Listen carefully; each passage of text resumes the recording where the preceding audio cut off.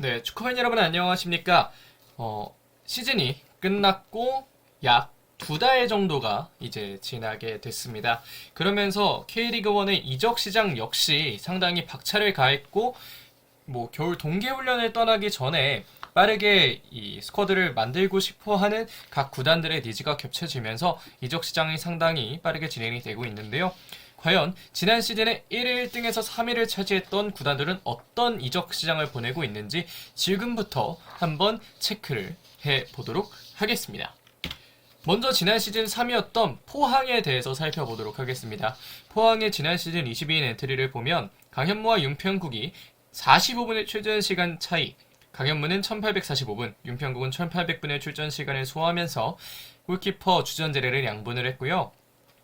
백4에는 박승욱, 심상민, 김용환, 완델손이 출전 시간을 많이 가져갔고 그 중에서는 박승욱과 심상민이 2500분 이상을 소화하면서 주전급 자원으로 자리를 차지했습니다. 그 아래에는 박찬용과 그랜트, 하창래, 이광준이 버티는 백4가 있었는데요. 센터백 4명이 있었는데요. 박찬영과 그랜트가 주전인 가운데 하창래가 저녁 이후에 709분의 출전 시간을 가져가 주면서 주전급으로 도약하는 시간을 다시금 가져갔습니다. 미드필더진 수비형 미드필더 4명, 중앙 미드필더 2명을 뽑았는데요. 수비형 미드필더에는 신진호, 신광훈, 이승모, 이수빈 이 4명의 선수가 각각 2000분 이상, 특히 신진호는 2928분을 소화하면서 많은 출전 시간을 가져갔고 이 4명의 선수가 어느 정도 출전 시간을 양분해 갔었는데요. 윗선은 좀 달랐습니다. 고영준이 2979분을 소화한 가운데 그 다음에 있는 김준호는 81분만을 소화했습니다. 위로 올라와서 윙포워드를 보면 임상엽, 정재희, 김승대, 이광혁이 출전 시간을 많이 가져갔는데요. 주전자원으로는 임상엽 선수와 정재희 선수가 각각 2783분과 2211분을 소화하면서 주전 자리를 가져가게 됐습니다. 이후에 김승대 선수가 1455분, 이광혁이 902분을 소화했고요. 톱에는 허현준과 이호재 선수가 출전 시간을 많이 가져갔습니다. 허영준은 1964분, 이호재는 107분이었는데요. 이승모가 톱으로 많이 나왔던 가운데 이번 시즌에는 그래도 허영준이 차차 주전 자리를 잡아가는 모양새였습니다. 이런 라인업에서 아웃을 보면 입대 내지는 임대 이적에는 강현무, 허영준, 이호재가 있겠고요. 강현무 선수는 입대, 허영준은 베갈타 샌다이로의 임대 이적, 이호재는 부천으로의 이적이 점쳐지고 있는 상황입니다. 다만 이호재의 이적이 이루어지지 않을 수도 있다는 얘기도 있고요. 계약 만료로 인한 이적에는 이선자원 2명, 이광혁과 임상엽이 있는데요. 이광혁은 수원FC, 임상엽은 FC 서울로의 이적이 상당히 유력하고 임상엽은 오피셜까지 떠있는 상황입니다. 이후에 심상민 선수도 완전 이적 가능성이 제기되고 있는데요. 과연 어떤 선수가, 특히 심상민 선수가 대전으로 향하느냐 아니면 포항에 계속 잔류하느냐, 이 두 가지 그림이 남아있는데 과연 어떻게 될지 좀 보도록 하겠고요. 이 측면에서 부족한 포인트를 좀 살펴보자면 삼선 자원 내지는 풀백 자원이 부족합니다. 신광훈이 어느 자리로 가는지에 따라서 좀 바뀔 수 있을 것으로 보이는데요. 신광훈은 양쪽 풀백도 되고 삼선도 되는 선수입니다. 이 선수가 백업 자원으로 본다면 이 선수 하나만 있어도 여러 가지를 다 볼 수도 있겠지만 신광훈이 베테랑이고 나이가 꽤 찬 선수라는 점에서 신광훈을 한 명만 놔두고 여러 가지를 다 채우려고 하는 것은 신광훈 선수에게 약간은 부담이 되지 않을까라는 생각이 들고요. 다음으로는 고용준에게 휴식을 부여할 수 있을 만한 자원이 필요하다는 생각이 듭니다. 신진호 선수보다 출전 시간이 길었던 고용준은 어린 나이에도 불구하고 경험을 많이 쌓는다는 건 좋은 일이지만 출전 시간을 너무 많이 가져가면 고용준 선수의 체력이 말라버릴 수도 있다는 점이 고용준 선수를 대체해줄 만한 좋은 선수의 필요성을 좀 더 보여주는 점이고요. 특히 아시아 챔피언스 리그에 나가게 되는 이번 시즌 후반기를 생각해보면 순위 싸움이나 아시아 챔피언스 리그 조별리그에서나 고용준 선수를 대체해줄 만한 선수의 존재가 필수적입니다. 다음으로는 2선 측면과 1선의 이적을 대체할 수 있을 만한 자원이 필요한데요. 이광엽, 임상엽, 허용준, 이호재 선수의 이적을 메워줄 만한 선수들이 필요한 상황입니다. 그런 상황에서 현재까지 포항은 이렇게 어느 정도 보강을 해줬는데요. 황민재 골키퍼가 전역을 하면서 강현무의 빈자리를 메우게 됐고요. 윤평국과 황인재가 좀 출전 시간을 양분하지 않을까 싶고 완전히적으로는 김인성, 김승준, 백성동 선수가 또 영입이 됐고 외국인은 제카 오베르당 이 두 명의 선수가 현재까지는 오피셜하게 거피셜로 다가와 있는 상황입니다. 이런 상황에서 보강 포인트를 보면 앞에서도 말씀드렸다시피 황인재와 윤평국이라면 완벽하게 키퍼 챕스를 잘 채웠다 라고도 얘기를 할 수가 있겠는데요. 과연 이 두 명의 선수가 2023년에는 출전 시간을 어떻게 나눠가면서 또 라인업을 구성할지 지켜볼 만한 필요성이 있겠고 3선 그리고 2선 중앙 미드필더의 영입도 이어지면서 오베르단과 백성동이 중요한 역할을 하게 됐습니다. 특히 이수빈의 아웃도 얘기가 나오고 있는 상황에서 오베르당의 영입은 굉장히 좀 큰 영입이 될 것 같고요.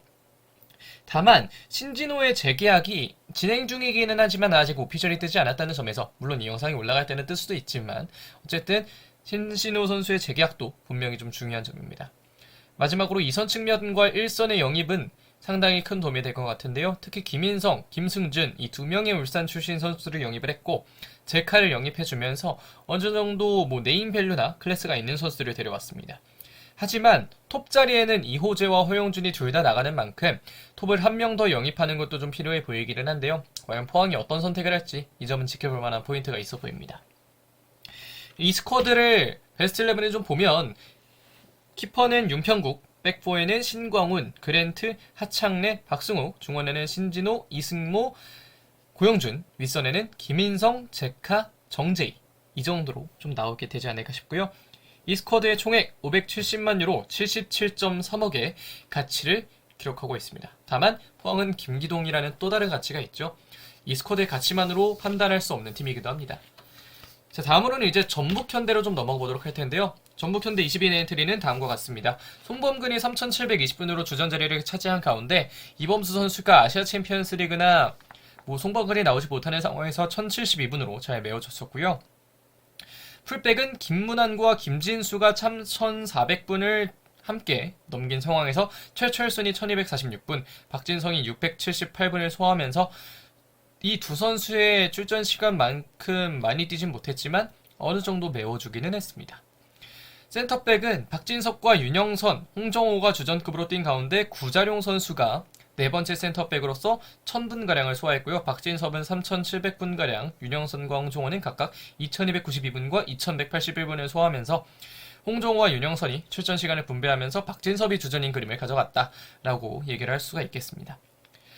이 3선과 2.5선 자리에는 백승호, 류재문, 맹성홍이 3선이었고요. 그 윗선에는 김진규, 김보경, 이승기가 출전 시간을 가져갔는데요. 백승호가 주전인 가운데 3선에는 류재문과 맹성홍이 그 출전 시간에 양분해줬다면 윗선에는 김진규가 주전인 가운데 김보경까지 좀 출전 시간을 많이 가져가면서 두 명의 선수가 주전 경쟁을 했고 이승기가 세 번째 2선으로 좀 활약을 해줬습니다.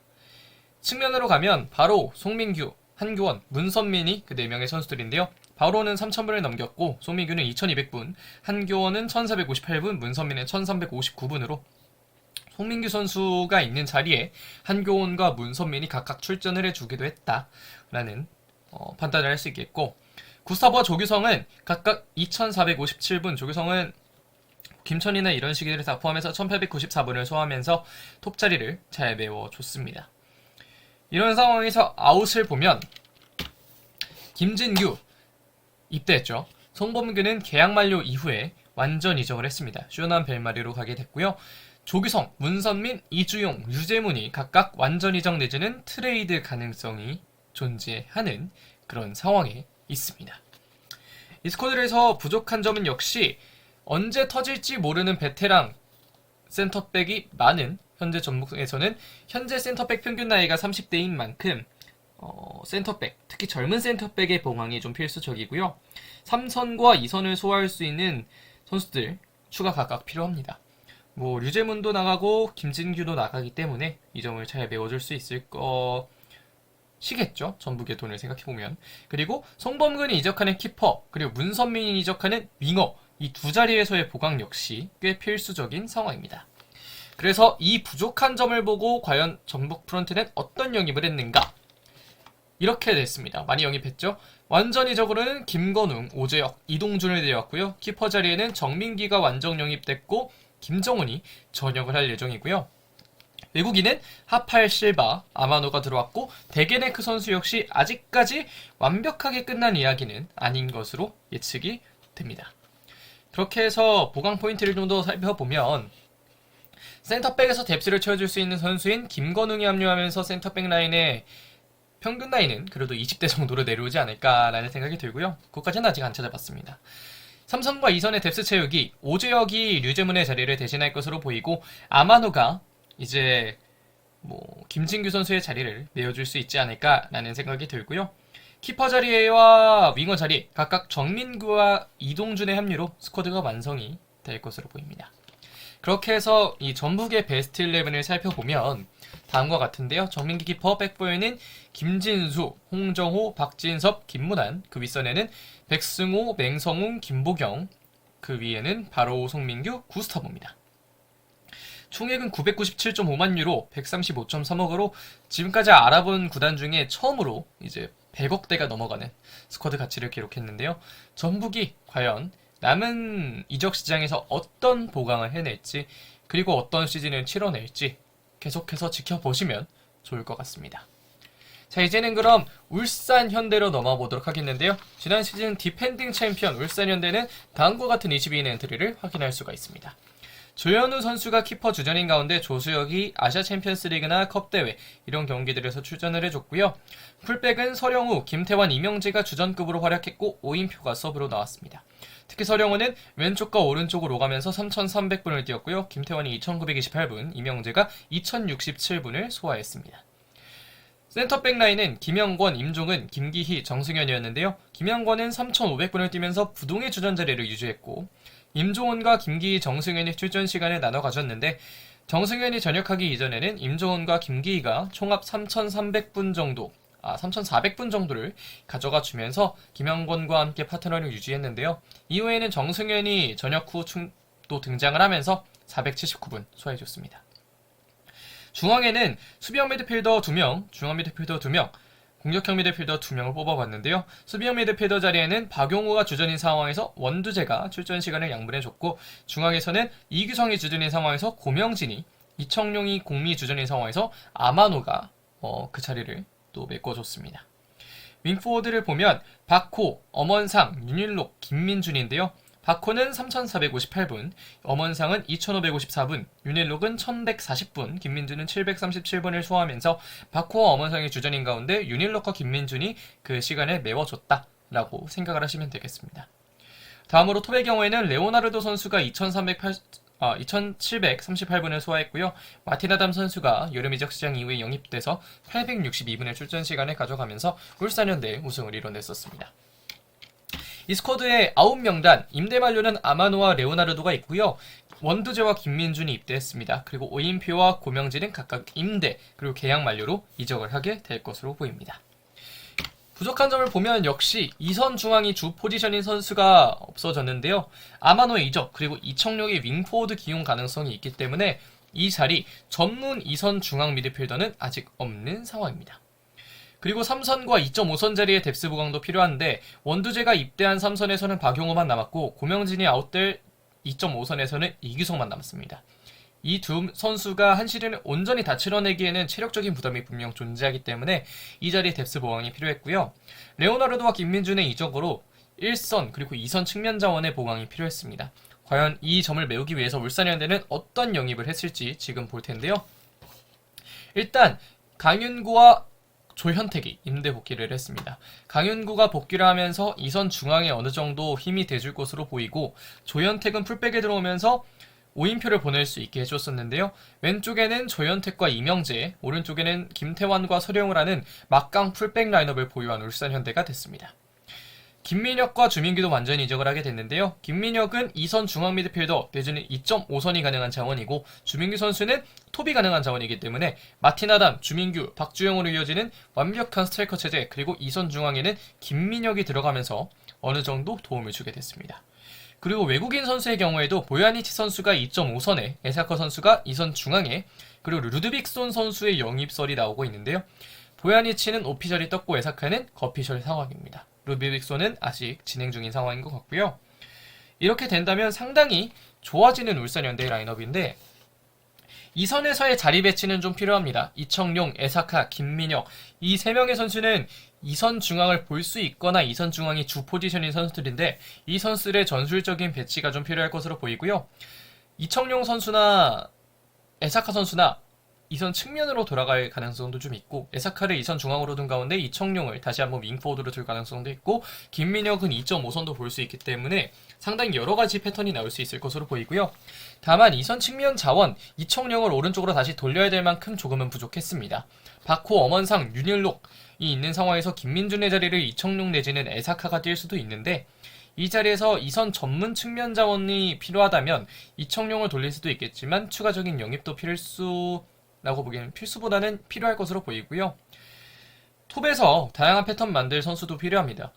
마틴 아담, 주민규, 박주영 박주영을 제외하면 마틴 아담이나 주민규나 어느 정도 약간은 비슷한 플레이 스타일도 가지고 있잖아요. 물론 세부적으로 봤을 때 다르긴 합니다. 연계를 주민규 선수가 좀 더 잘해주죠. 어쨌든 여러 가지 상황에서 패턴을 만들 선수도 좀 필요한데 2선에서 다양한 패턴을 만들고 1선에서 패턴이 몇 개 없다면 좀 그렇잖아요. 톱에서 다양한 패턴을 만들 선수도 필요한데 이건 김지현을 복귀까지 바라볼 수도 있을 것으로 보이긴 합니다. 이렇게 해서 이 선수들이 들어온 울산의 베스트 11은 다음과 같은데요. 조현우 키퍼, 백포에는 이명재, 정승현, 김영권, 김태환, 그 윗선에는 박용우, 보얀리치, 에사카, 그 윗선에는 박호, 주민규, 엄원상입니다. 이 스쿼드의 총액은 1182.5만 유로로 총액 160.4억인데요. 지금까지 본 어떤 팀보다도 가장 높은 가치를 기록하는 스쿼드입니다. 자, 여기까지 이제 1등에서 3위까지 이제 K리그1에서 겨울 이적 시장을 어떻게 보냈는지를 살펴봤는데요. 꽤 흥미로운 영입도 많고 흥미로운 이적도 많습니다. 과연 이 선수들이 어떤 또 시즌을 보내면서 이적 시장의 성패를 가리게 될지 첫 시즌 함께 지켜보시면 상당히 재밌는 시즌이 될 것 같습니다. 이번 영상 여기까지 하도록 하겠습니다. 고맙습니다.